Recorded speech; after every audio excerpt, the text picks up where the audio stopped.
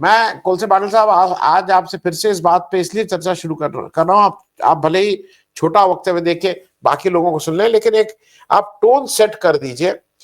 Priority के हिसाब से देश के सामने जो बहुत सी समस्याएं हैं, देश के सामने गरीबी है, लेकिन इन सब समस्याओं से की चाबी कहीं ना कहीं निष्पक्ष चुनाव, और वो निष्पक्ष चुनाव कराने में जिस तरह से इलेक्शन कमीशन का जो रोल है वो अब बिल्कुल साफ साफ दिख रहा है कि वो कॉम्प्रोमाइज है।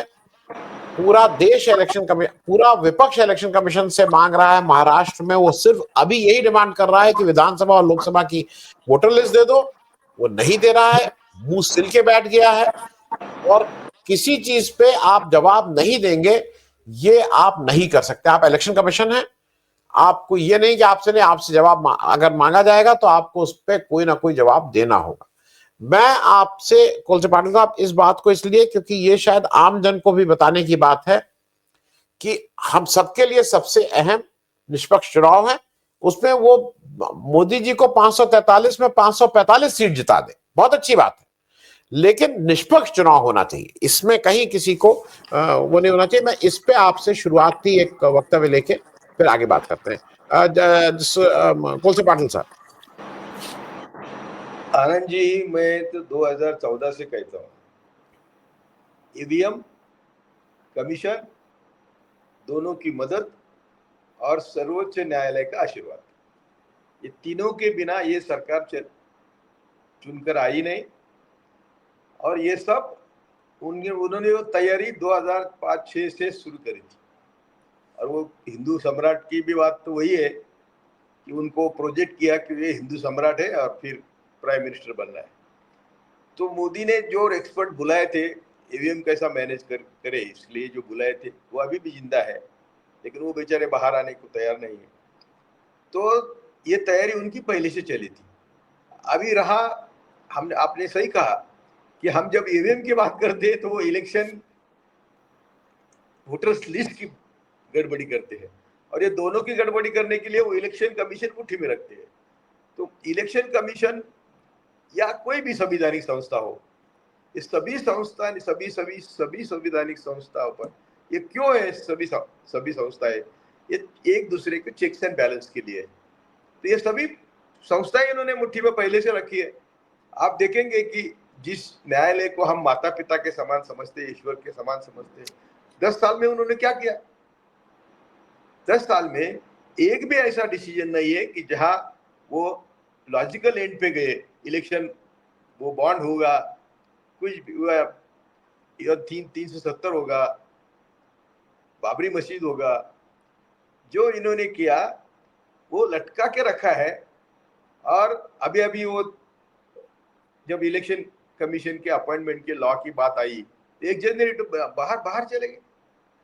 वो अभी हमारे चीफ जस्टिस बनने वाले हैं। तो जब मुद्दे की बात आती है तो ना हमें ना जुडिशरी मदद करती है, ना कोई संवैधानिक संस्था मदद करती है। इसी माहौल में हम आज जी रहे हैं। और मेरा सब पहले से कहना है कि ये कभी हमें न्याय नहीं देंगे, कभी नहीं देंगे। जो 5000 साल से हमें न्याय नहीं दिया, और जब भी कुछ देश का अच्छा हुआ, बार बार मैं आपको आपकी किताब का उदाहरण देता हूं, हे राम टू जय श्री राम तक का जो प्रवास है, ये क्या दिखाता है कि जब भी हमको कुछ मिलने लगता है वो छीन लेते हैं। तो छीन लिया है सब, और वही उनकी आइडियोलॉजी है कि हम देश के मालिक है, आप सिर्फ 2 जून के रोटी का अधिकारी है। मैं इतना ही ओपनिंग करके हमारे युवा पैनलिस्ट है उनको अपील करता हूं कि आप बोलिए। जी जी, मैं कुलसे पाटिल साहब आपसे एक चीज पूछूं, और मुझे कभी कभी आपने मुझसे बहुत साल पहले इस बात को पूरी उससे कन्विक्शन के साथ कहा था, लेकिन धीरे धीरे मैं शायद वहां पे पहुंच रहा हूं, लेकिन थोड़ा लंबे रास्ते से। रामचरितमानस को लिखा था तुलसीदास जी ने, और तुलसीदास जी ने ही एक राम चरित्र बनाया, एक लक्ष्मण जी बनाए, एक रावण बनाया, और तुलसीदास जी ने सबको बताया कि भाई ये राम जी का ये रोल, वो ये बोलेंगे, लक्ष्मण ये बोलेंगे, रावण ये बोलेंगे, लेकिन लिखा उन्हीं ने था।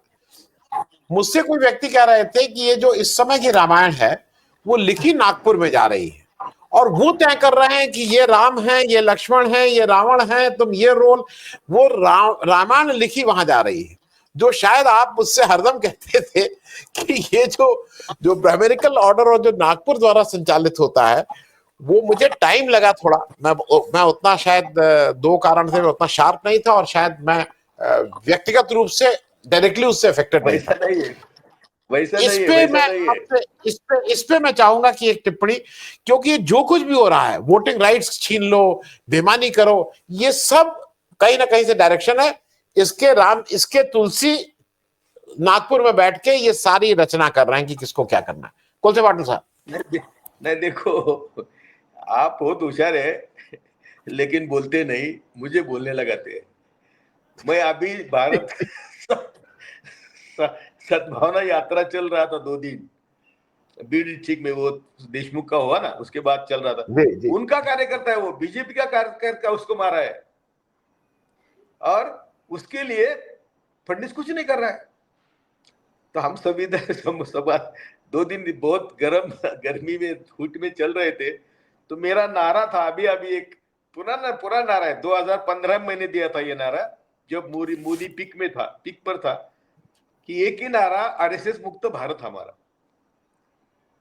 दूसरा चारा ही नहीं, एक ही नारा, आरएसएस मुक्त भारत हमारा। और लोग हिम्मत नहीं करते थे। अभी राहुल ने शुरू किया, इसलिए लोग बोलने लगे। उनका जो अभी यहाँ का महाराष्ट्र का प्रेसिडेंट है, उसने भी परसों यही भाषण किया। तो मैं उसके गले लगा के रोने लगा कि मैं ये 76 से ले रहा हूं, मुझे सबने बदनाम किया, मुझे मारने की कोशिश करी, लेकिन मैं तो डरा नहीं। मैंने कहा कि जो डरता है वो हर दिन मरता है, जाने दो, जो होना है होने। तो क्योंकि इनके सब पूर्वजों ने क्या किया, कहा स्वर्ग है, कहा नरक है, कहा 33 कोटि देव है, भाई बताओ ना। अब ये कुंभ मेला आपने चलाया, और ये कुंभ मेला में, अरे ये सब संविधान के खिलाफ है। जो आपने बोला ना कि मशीनरी, आलोक जी ने बोला कि ये मशीनरी है, मशीन नहीं है। तो ये मशीनरी ऐसी है कि किसी भी संवैधानिक संस्था की बात हो ही नहीं सकती, वो सब उनके मुट्ठी में है। तो कॉन्स्टिट्यूशन कहा रहा है, वैज्ञानिक टेम्पर बढ़ाने की हमारे संविधान की ड्यूटी, हमारी ड्यूटी है। कहाँ रही कॉन्स्टिट्यूशन, कहाँ संविधान रहा? तो हम अभी संविधान जागर भी चला रहे हैं।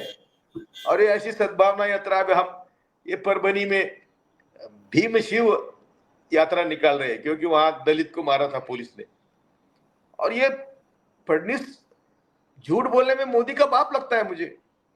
वो नेहरू के बारे में क्या बोला विधानसभा में, क्यों यदि वो कोरटकर, कोई उनका भी पंटर है, वो शिवाजी के खिलाफ बोला, तो फडणवीस बोलता है कि नेहरू जो शिवाजी के खिलाफ बोले उनको आप पूछेंगे। अरे आज की बात है ये, और नेहरू कुछ बोले ही नहीं है। उन्होंने दाखला दिया भारत की खोज, भारत की खोज। मैंने कई बार वो सीरियल भी देखी और पढ़ा भी है, और अभी हम भारत जोड़ो में चल रहे थे तभी हमें वो ग्रंथ दिया था। एक लफ्ज अभी उन्होंने शिवाजी के बारे में बुरा नहीं कहा है। ये पार्लियामेंट में, विधानसभा में बोलता है, मोदी पार्लियामेंट में बोलता है। और ये सही कहा किसी ने अभी आपके पैनल, ये युवा जो बोल रहा था वो बहुत अभ्यासपूर्ण बोल रहा था। आपके सब पैनलिस्ट दादा होते हैं, लेकिन हमारे जैसे देहाती लोग कम होते हैं। तो ये जो किसी ने बोला कि गांधी नेहरू को, देखो अभी मैं किसी को भी पूछा तुम रास्ते पर गांधी को क्यों मारा, आप भी बोलो ना, पैनलिस्ट भी बोलो क्यों मारा गांधी को। वो डेमोक्रेसी वगैरह बात छोड़ो, तिलक की कांग्रेस गांधी ने जनता में ले गए और लीडरशिप बहुजनों को दी। तो गांधी को मारने का प्रयास तो उनका 1917 से था। 1934 में 34 में पहला अटेम्प्ट किया, बॉम्ब डाला गांधी, पुणे में डाला। पुणे के बार्मिन ओरिजिनल तो आरएसएस वहां गया है, लेकिन जहर तो यहाँ है। तो पुणे में भोपट करके गाड़ी, और न गांधी गाड़ी के कार्यक्रम में जा रही थी तो बॉम्ब डाला। तो वो गलती से भोपट करके गाड़ी पे गिरा, लेकिन किसी को कुछ हुआ नहीं, बॉम्ब कच्चा था। आजकल के बॉम्ब, आजकल आरएसएस 18 बॉम्ब डालती है और मुसलमानों को आरोपी करती है। 18 बॉम्ब डाले। आप हम कहेंगे कि आरएसएस और उनके परिवार होगा, लेकिन खुद आरएसएस के पदाधिकारी उसमें बॉम्ब डालने में है। मुसलमानों के करार है इनका, प्रज्ञा ठाकुर और पुरानिक का, कि पुरानिक आरडीएक्स देंगे और प्रज्ञा ठाकुर आदमी देंगे। और ये करार लिखित मैंने रिकॉर्डेड है, कोर्ट के सामने है। कौन कोर्ट देखेगा भाई? अभी यदि सब सिस्टम ही बर्बाद हो गई है, मेरा कहना है कि ये हमेशा जहर जहर जहर समाज में फैलाने का काम करते हैं। और क्यों करते हैं? तो उनको हमें सिर्फ डरा के घर में बिठाना है, हमें काम ही नहीं करने देना है। हम तो एक भी लफ्ज इधर उधर होता है तो समझ आता है किसी पुलिस स्टेशन का, तो हम वही करते रहे। मैं कितने बार कहा कि मेरा बेटा वकालत छोड़ने पर मजबूर हो गया है कि ये बाप को क्या कहाँ डिपेंड करे, क्योंकि उसको सब कलीग को लेना पड़ता है, साथ में जोड़ के वो बड़े बड़े वकील खड़े होते हैं। अरे ये क्यों, क्या किया हमने? कुछ नहीं किया। हम यही बोल रहे कि, और ये 76 से बोल रहा हूँ, 76 में मेरी उम्र 32 साल की थी या 34 साल की होगी, तब से बोल रहा हूँ कि आरएसएस हमारे सभी दुखों की जड़ है। किसी ने माना नहीं। तो अभी थोड़ा ये आवाज उठ रहा है, थोड़ा उठ रहा है, और लेकिन वो उनकी चाल छोड़ेंगे नहीं।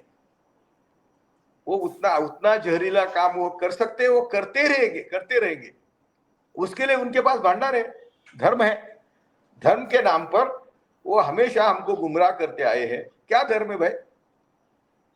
अभी उन्हीं के एक पुल देशपांडे करके हमारे यहाँ विनोदी भाषण करते हैं, लेकिन उन्होंने स्वर्ग नरक ईश्वर की सबकी बहुत अच्छी खिल्ली उड़ाई है। ये क्या चल रहा है ये, और ये कौन कर रहा है? तो आज मैं सबको आपके माध्यम से विनती करता हूं कि ये कभी सुधरेंगे नहीं। हमें इनको, जिसको जैसे बोलते हैं ना नमक जैसा, या कुछ हिंदी मेरी अच्छी नहीं है, लेकिन इनको बाहर रखना चाहिए। और जब नेहरू ने बोला, किसी ने आरएसएस के बारे में अच्छा बोला? नेहरू ने बोला कि भाई ये जब बोलेंगे कि हम पूरब में जा रहे हैं तो हमें दूसरे 3 दिशा ढूंढनी चाहिए। सुभाष चंद्र ने बोला कि ये खतरा है देश को। सरदार पटेल ने बोला ये देश को खतरा है। और इंदिरा गांधी ने बोला, बेचारी जब वापस आई और उनका मरने के पहले का भाषण है 15 अगस्त का, सुनो कि धर्म ने हमारे देश को बर्बाद किया, धर्मांध शक्तियों ने देश को बर्बाद किया। आज भी वही चल रहा है। और इंदिरा गांधी को किसने मारा? एक भाई आलोक जी, एक भाई आरएसएस का प्रमुख होता है वैद्य, दूसरा भाई आईबी का प्रमुख होता है। अरे आईबी तो आरएसएस का बाप है। आईबी कॉन्स्टिट्यूशनल इंस्टीट्यूट नहीं है। वो आज भी तय कर सकते, मुझे कहां से भी मार सकते, मारने दो। लेकिन देश को समझना चाहिए ये क्या जहर है। करकरे को मारने के लिए देश को बर्बाद किया है आईबी ने, क्योंकि करकरे को मारना उनका मकसद था। इसीलिए वो जो टेररिस्ट आए, उनकी एफआईबी क्या अमेरिकन एजेंसी हमें मिनट को वार्निंग दे रही थी कि वो आए, उन्होंने गुजरात के पास शिप बदला, दूसरा शिप लिया, वो चल रहे हैं और उनका टारगेट है ताज और ओबेरा। तो वो आते हैं, किनारे पे आते हैं, हमला शुरू करते हैं, तब तक देश को मालूम ही नहीं। क्यों? तो उनकी दूसरी कॉन्स्पिरेसी थी, हिंदू अतिरेकियों से हाथ मिलाकर करकरे को मारना था। और आज भी इंप्रेशन दुनिया में ऐसा है कि करकरे को इस्माइल और कौन दूसरा है, तो वो नहीं था, वो नहीं था, तो उसने मारा। तो भाई बैलिस्टिक एक्सपर्ट कहता है उनकी तो गोलियां करकरे को लगी नहीं, उनकी मशीन की। तो फिर पुलिस का पिस्तौल है और उनको यहां से मारा है, यानी सामने से तो हमला हुआ नहीं। तो ये कॉन्स्पिरेसी दबाने के लिए, देखो सबका कहना है, हमारे पास अभी भी वीडियो है, रेडियो के इसके वीडियो है, सबका कहना है 12 बजे खत्म हो गया, सब टेररिस्ट मारे गए और सब खत्म हो गया। 4 बजे तक, 5 बजे तक सुबह कामा हॉस्पिटल में अतिरेकी है, ये हिंदू अतिरेकी है, और उनको छुड़ाने के लिए पुलिस की मदद चाहिए थी। पुलिस ने उनको लेके गए और छोड़ दिया। 34 ये क्या बोलते हो, फोन के कार्ड है ना, वो वहां मिले। वो सब सातारा महाराष्ट्र के थे कार्ड। मराठी में बोलते थे अतिरेकी। ये सीएम का सेक्रेटरी बोल रहा है क्या तेरे को तो मराठी में बोल रहे थे कामा हॉस्पिटल में। तो मेरा क्या कहना है कि ये कुछ भी कर सकते हैं, और जब मैं बोल रहा हूं तो मुझे मालूम है कि हमें भी कुछ भी कर सकते हैं, लेकिन अभी क्यों डरे हम, बोलो ना। तो जी आप जी बोलने लगाते मुझे ये आनंद जी मुझे हमेशा ऐसा करते हैं क्योंकि नहीं नहीं, उनकी ऐसा नहीं, किताब का ऐसा नहीं। विमोचन के लिए कोई नहीं मिल रहा था, तो इन्होंने मुझे बुलाया। मैंने कहा भाई मैं तो साहित्यिक नहीं हूँ, कुछ नहीं हूँ, मुझे क्यों बुलाया आपने। मुंबई में था प्रेस क्लब में, तो ये खुल्लम खुल्ला बोले कि मुझे विमोचन के लिए कोई गेस्ट नहीं मिल रहा था। क्या किताब थी, हे राम टू जय श्री राम। उस किताब का विमोचन मैंने किया, और मैं कहता था कि जब भी देश में अच्छे दिन आए, देश को अच्छे दिन आने की शुरुआत हुई, तो ये दूध के तालाब में ये जहरीली जमात सुसु करती। और ये सही है, देखो तुम कब भी उन्होंने हमका कल्याण नहीं होने दिया। अशोक का राज जो, और जो हमारे सभी संत है, सभी संत कौन जिंदा रखा इन्होंने। जी वो एक मिनट, अभी अभी एक मिनट में जी नहीं जी, कि अभी बोलने लगे तो बोलने दो कि नहीं नहीं, बोलिए बोलिए, कंक्लूड करिए फिर। संत रोहिदास बोले वो दर्शन ले रहे थे, तब सूर्य का प्रकाश आया और उसमें वो विलीन हो गए। संत तुकाराम उनको विमान आया, पुष्पक विमान, उसमें गए। कबीर को कैसे मारा। एक भी संत नहीं है जिनको इन्होंने मारा नहीं, और एक भी संत नहीं है जिसका काम था ब्राह्मणवाद को विरोध करना, यानी आरएसएस के बाप को विरोध करना, पंजाब को विरोध करना, आजोबा के विरोध करना। तो हम क्यों डरते हैं। इतने लोग मर गए उनके खिलाफ लड़ने में, तो हम भी मरेंगे। तो इसीलिए हम आरएसएस मुक्त भारत एक ही नारा देना चाहते हैं, और ये सभी दुखों की जड़ वही है, दूसरी जड़ है ही नहीं। जी राहुल गांधी ने अच्छी तरह पहचाना है। मैंने उनको भी पूछा कि भाई तेरे ग्रैंड माँ को किसने मारा। मैं भारत जोड़ो में चलता था तो कुछ मौके मिले उनके साथ बात करने के, तो किसने मारा, तेरे पिता को किसने मारा। तो वही लेके उसने कश्मीर में भाषण किया। His last speech was Kashmiri, मैं और मिलिट्री के लोग हम एक ही बोट में सेल कर रहे हैं, we are selling in the same boat, और हमारे घर कभी ना कभी फोन आता है कि तेरी ग्रैंड माँ मारी गई है, तेरा बाप मारा गया है। और जब मारता है तो कौन मारता है, उसने उत्तर भी दिया कि आरएसएस मारता है, दोवाल मारता है, मोदी मारता है, शाह मारता है, ये राहुल ने कहा। तो मैंने कहा कि यार उसको तुमको भी वो मार देंगे, क्योंकि जी हिंदू राष्ट्र के लिए तू एक अड़सर है, तू एक रोड़ा है, तुझे मार देंगे। तो हम भारतीयों को इशारा लेना चाहिए कि हमें ऐसा हमारे एक खून का एक एक लहू जी का क्या बोलेंगे आप, देश के जी लिए देना चाहिए। देश आज बर्बाद हो गया है, हमें मोदी शाह 500 साल पीछे ले गए, जी जी और ये जी। गटार में नहाने के लिए मोक्ष दे रहे हैं हमको। तो जी ये सब माफ मैं, करो। मैं नहीं हिंदुओं के नहीं, खिलाफ नहीं हूं, मैं किसी जाति धर्म पंथ के खिलाफ नहीं हूं, मैं ब्राह्मणों के भी खिलाफ नहीं हूं, लेकिन मैं ये जहरीली विचारधारा के खिलाफ।